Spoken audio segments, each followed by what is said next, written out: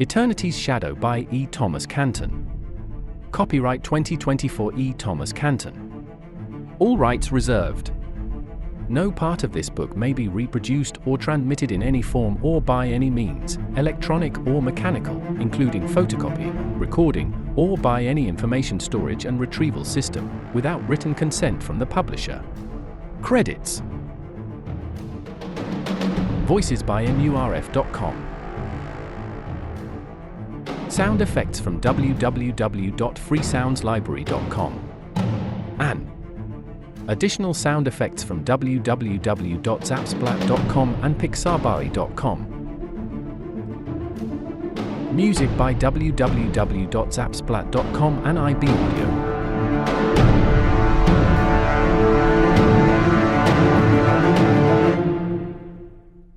What hope spends years building. Despair tears down in seconds. Helen Schaefer. Octavia Wilde, The Definitive Biography Volume 1. I soon stood in an alley among garbage containers and old newspapers. The GT device told us a second door existed at that location, but it remained hidden. After several minutes of fruitless searching, the door manifested in the brick wall. Brooke theorized that at one point, a physical door existed where the wall now stood. Over time, someone had removed the door, but the connection with the Nexus remained. As I thought that through, Brooke ran back to the Queen Street door where we had first entered this world. About an hour went by before my headset crackled with the sound of Brooke's voice. Ready? She asked. No, I said. Let's do it. Okay. Go. And with that, I opened the door and walked through the glass tunnel. The aperture opened in front of me. I braced myself before looking out to see the darkness hovering on the bridge. Brooke, not this way. We can't make it in time, I yelled, causing the cloud to race toward me. Okay. Now, I said into the headset. From where I stood, I saw a new aperture lock into the platform. And open. Brooke ran in, passing my journal laying on the platform. I can't believe I dropped it there. Never mind. It doesn't matter. Focus. My attention shifted back to the cloud closing in on me. Okay, now what? I asked. We have to hurry. Brooke said as she threw switches, pulled golf clubs, levers, and turned dials. Hurry doing what? I asked. She looked up at me with that smile of hers, the one that says she knows she's the smartest person in the room. Which, in this case, meant the smartest person in all creation. Think. She said. We can't overpower her or destroy her. That's obvious. Okay, so we can't kill her, or even stop her. Wait, what? Kill her? Well, I meant stop her. We're not killing her. I know we're not. What's wrong with you? Too many things to discuss. But what are the other options? Catching her? Throwing her in jail? We can't contain her. I said, realizing my mistake. Brooke smiled again as she understood that I'd stumbled upon the solution almost without realizing it. But it contained her in her own universe. Sort of. It contained her within the Nexus itself. Think about it. She only appeared when the platform went online. Brooke said. That's how she found us. If she was living in another universe, how could she have known that our CCP went online? Remember, the Nexus is bioorganic. It knew right away that we went online, and I think that's how she knew too. So you're saying that she's some sort of manifestation of the Nexus itself? I don't know. Remember, the Nexus may have used me as a model, or template, or something. I don't have enough solid information to form any useful hypothesis. But if we can strand her in one universe, she's done. Why couldn't she build a platform of her own? I think if she could have, she would have. Or she wouldn't need ours. She opened an aperture to our platform. Remember? That's how she got to us. So this platform is the only way for her to get from one universe to another. Otherwise she'd be stuck in one universe, which she dare not destroy. or get imprisoned between them. Either way, she'd be incapable of destroying any more universes. Still, I could only think of one way that Brooke could accomplish this. You're wasting your time in the bureaucracy. You should have gone into science.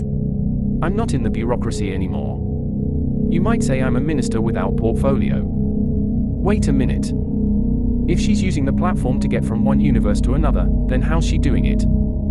She'd have to use the CCP, wouldn't she? Yeah, she'd have to use the CCP. Then how's she doing it? I mean, we've never seen her on the platform. Maybe if. Okay. Say being in the Nexus. Like directly inside of the Nexus. Is like being in a hallway full of doors, but they're all locked. To get into those rooms, you need another room that'll let you in anywhere. That's your metaphor. Shut up. Okay. Forget that. In front of the Office of Admissions.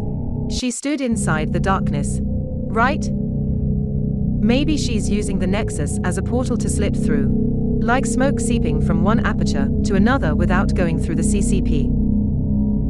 Does that make sense? No. A little. Fine. It's just an idea. I don't have enough information to know how she's doing it. I don't know. I'll figure it out eventually. Okay, so once the cloud gets to you, close the door. I'll spin it around to the platform and join you. She said as I nodded in her direction. She continued her flight around the CCP. Her fingers worked the controls as if she played an instrument whose music only she could hear. I shifted my gaze downward to discover the cloud had maneuvered much closer than I'd expected. Okay. We have to make this quick. The maestro instructed. Yes, quicker would be better. When this goes, I won't have much time. The cloud hunted me with ferocious speed. I stood by, ready to close the aperture. I understood destroying the platform would stop Brexus, but I still mourned all the opportunities now forever lost to me.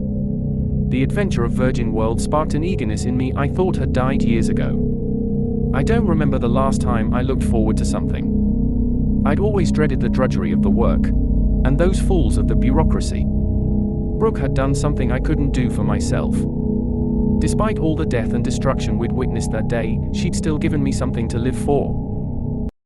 And now the hands that created it will now destroy it. The fierce, determined look in Brooke's eyes slipped away as the reality of her plan hit her. She stared at the CCP in complete defeat. I had seen that beaten expression before. She wore it on her face when Fen died. Brooke had lost her, and now she would lose her life's work. I felt as though she was looking at me for the last time. It made me uncertain that she planned to follow me through the door, that she might allow herself to get caught in the platform's destruction. Brooke smiled a sad smile, and I watched as she took one long last look around. Are you certain she won't see this coming? The question beat at the back of my brain. She is you, after all. I mean, if you're right about the Nexus using you as a model or template, she'll know what you're thinking. That was only a theory. An idea. It may not be true. I don't know. I suspect there's some kind of connection between us, but I don't know what it is. How do you know this is going to work? I don't. Okay. I don't. But I don't know what else to do. I have to stop her. And this is the only thing I can think of that makes sense to me. That's why I never told you what I was up to. I didn't want you to talk me out of it, because I want you to talk me out of it. This is my platform, my life, It's the only way. Besides, the day anyone can outthink me is the day I die. You know, one of these days, that attitude is going to come back and bite you in the ass. Not today, she said as I looked around. I couldn't see it. Brooke, something's wrong. I can't see the cloud. She jerked her head around, trying to locate it. A sense of absolute horror gripped me when I spotted it. Brooke, behind you. She didn't even look. Instead, she slammed the 9-iron down and bolted toward the aperture. The cloud tore through the CCP on its race to get Brooke. The entire sphere of OLED screens convulsed as blue-white energy slashed through the protective screens. Brooke had almost made it to the door when a second cloud emerged, cutting her off from her only avenue of escape. My view became blurry, and I realized the aperture in front of me was being torn apart. I strained my eyes to determine Brooke's fate, but our time had run out. I didn't know what would happen if the connection to the CCP cut out while I remained in the tunnel. Would I become trapped? A prisoner of eternity? Would the tunnel vanish around me to leave me adrift? I didn't know. I ran through the door at the far end of the tunnel and turned to see a solid brick wall. The connection had been lost. The door faded away as if it had never existed.